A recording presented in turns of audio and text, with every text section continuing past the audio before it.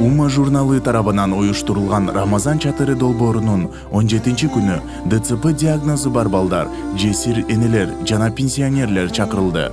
Бул күнү 140 адамдын ооз ачуусуна Зазазиев аттуу кайрымдуу бир тууганыбыз себепчи болду. Абдимухаммед устаз конокторго Рамазандын фазилеттери жөнүндө айтып берди. Бул жолу кайрымдуулук долбоорду белгилүү актерлор Жаныш Майер жана Нурсултан Курсаналиев уулу колдоп келди. Актерлор бардык коноктордун жана бөбөктөрдүн маанайын көтөрдү.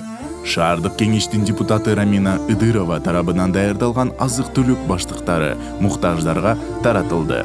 Тизар кийимдер дүкөнү айымдарды өзгөчө кийимдер менен кубандырды. Рамазан чатырын колдоп, жардамын аябаган бардык инсандарга ыраазычылык билдиребиз. Саламатсыңарбы, бул болсо Рамазан чатыры кечесинен жошунакай бир көз ирмем. Жана бизде бүгүн конокто Нурсултан Курсаналиев уулу кандай? Жана Жаныш Майер. Мен дагы ушул жерде. Бүгүнкү кече боюнча сизден мощный өттү го, Кудайга шүгүр. Өтө сонун мареке болуп өттү. Биринчиден Умма КЖ журналына чоң ыраазычылык билдиребиз. Ушундай сонун долбоор бар экен. Ар жыл сайын мына ушундай сонун долбоор кылып элестет. Күн сайын 100 адамды ооз аткан. Күн сайын 30 күндүн ичинде получается канча адам калат?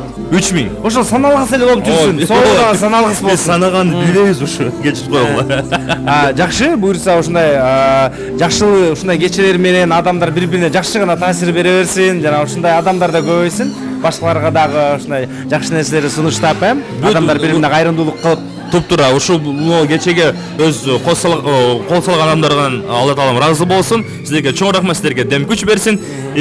Кудай буйруса дагы ушундай сонун марекелер көп болсун. Эки дүйнө бактылуу болгула. Ошол сонун кече болду. Рахмат сиздерге.